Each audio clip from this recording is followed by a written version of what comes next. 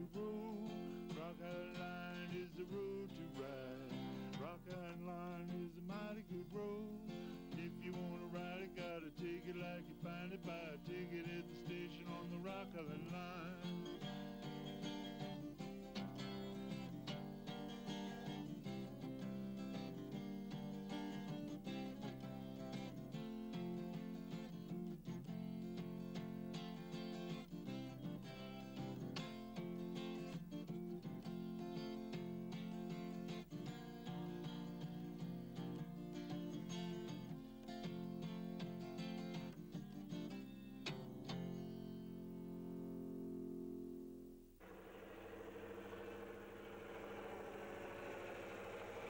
By the late 1950s, the Rock Island was through with its steam power and with all the equipment that the steam power required. That included coaling towers.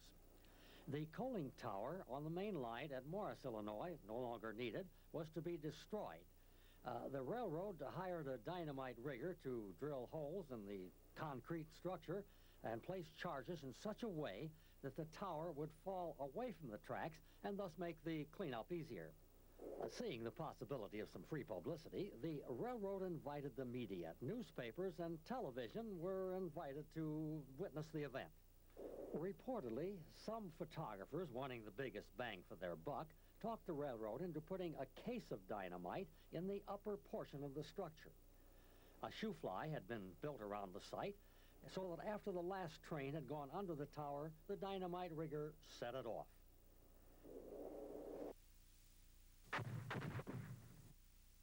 However, the dynamite in the upper portion acted as a counterforce so that the tower settled back down on the main line right-of-way.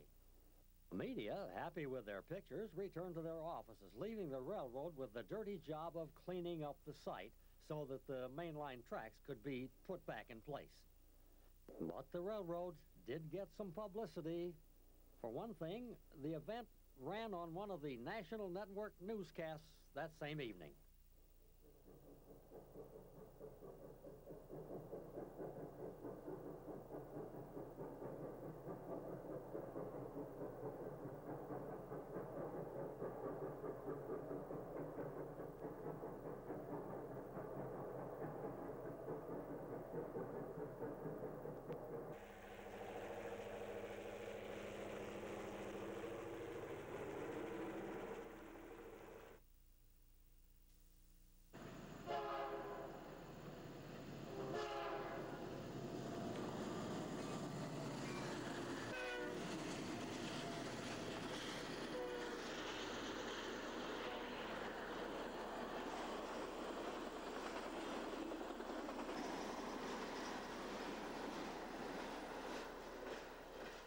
In their fancy war bonnets, the Santa Fe chiefs swooped and hollered across the plains and prairies en route to the mountains and the ocean.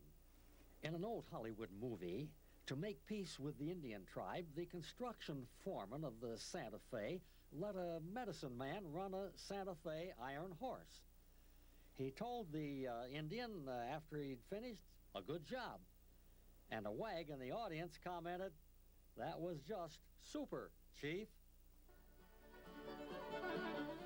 The Super Chief, Santa Fe's finest Dreamliner, offered the all-Pullman amenities its clientele expected, with Fred Harvey dining cars and revolving reclining seats in the Pleasure Dome.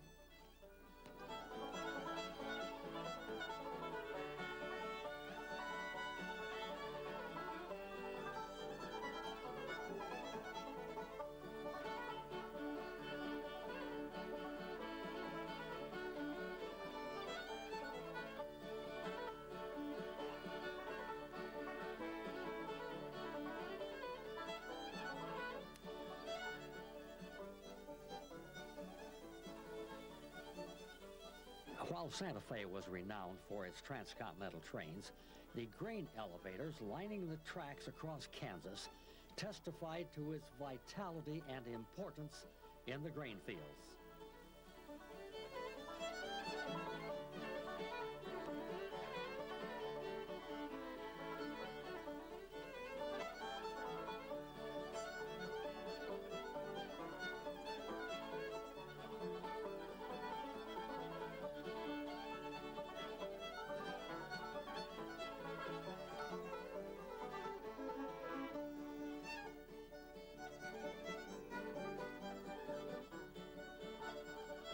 There were more than chiefs.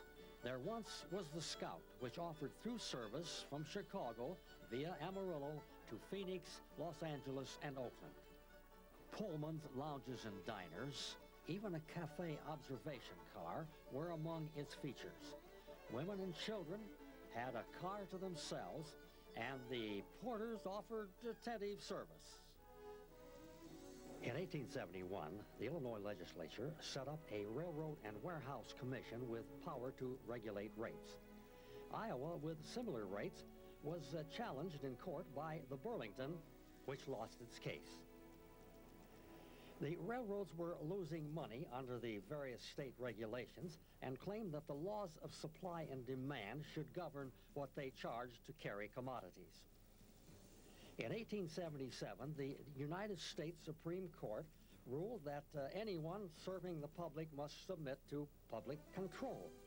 With something akin to chaos in the various states, in 1878, the Congress set up the Interstate Commerce Commission to make rates. Then, in the late 20th century, these regulations were taken over by what was named the Surface Transportation Board. Illinois Central is included among the Grangers by virtue of its lines radiating from Chicago across the Prairie state of Illinois and through northern Iowa, where it competed with the Chicago Great Western. Its passenger trains in this area were the Mississippi, the Hawkeye, and the Land of Corn.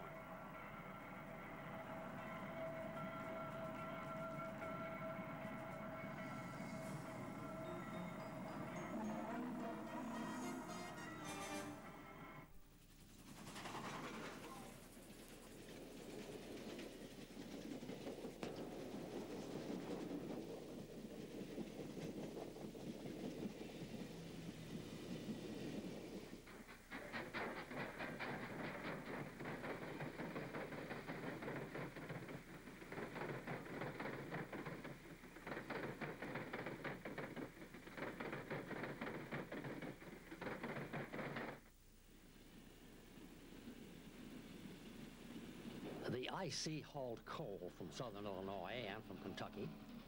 From Iowa meat packers, it expedited solid trains of refrigerator cars for delivery to eastern lines at Chicago.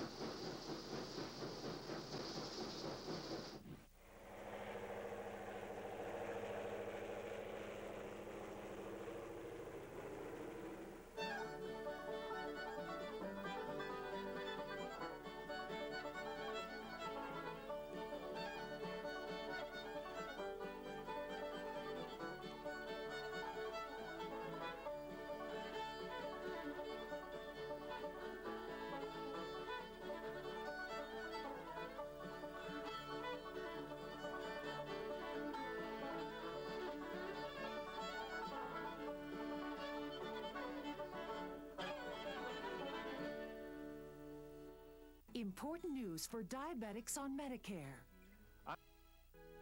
You're watching Prairie Rails. Call 1-800-783-3886 to order the DVD or VHS tape. Just $39.95 plus shipping and handling. See our website for more great programs. From the Glory Machine series with historic footage to in-depth coverage of the Pennsylvania Railroad, New York Central, Norfolk and Western, B&O, Illinois Central, L&N, Nickel Plate, New England, Western Railroads, more Western Railroads, Chicago Railroads, and fabulous documentaries of the California Zephyr, Super Chief, SP Daylights, Steamboats, Delta Queen, American Queen, and more. All available on DVD or VHS. Log on to heronrail.com for details and ordering information. Now, back to our show. When America moved off the farms and into cities, rapid transportation was needed between city pairs, and fast trains such as the Northwestern's 400 raced across Midwest farmland. At important online junctions such as Milwaukee, trains were switched and made up to serve smaller-sized communities. Almost forgotten was a time when farmers pledged their farms as security to buy railroad stock. Farmers risked losing their farms if the railroad went bankrupt. In the 1870s economic depression, this happened. Casey and Douglas, in their book on the centennial history of the CNNW, identified the purpose of the Grange. The people elected their representatives to state governments. These governments granted charters to the railroads to build their lines. The Grange fought for regulation of these railroads by the people who granted the charters through their elected representatives. Some legislators listened to the financial plight of the railroads and passed bills to give railroad commissioners supervision over railroad rates. It ended railroads gouging the farm, railroad rate wars.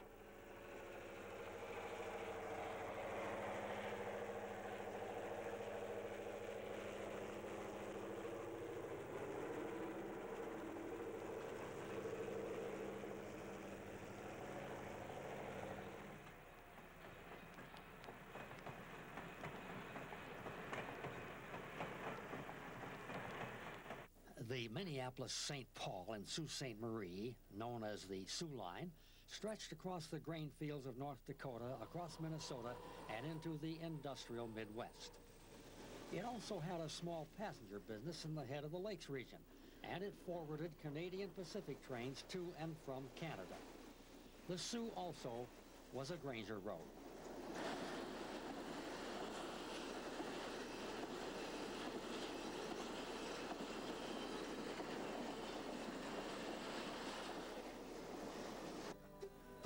Today's Sioux Line runs on the tracks of the former Milwaukee Road.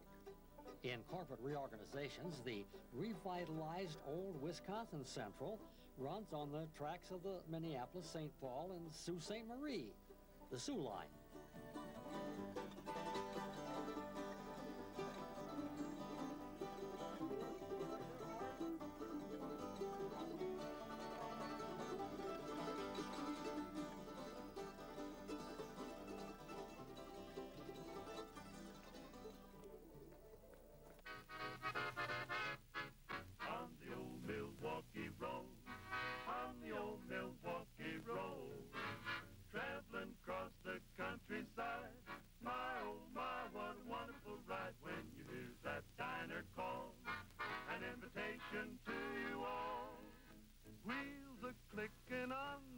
They'll take you there, bring you safely back on the old Milwaukee Road.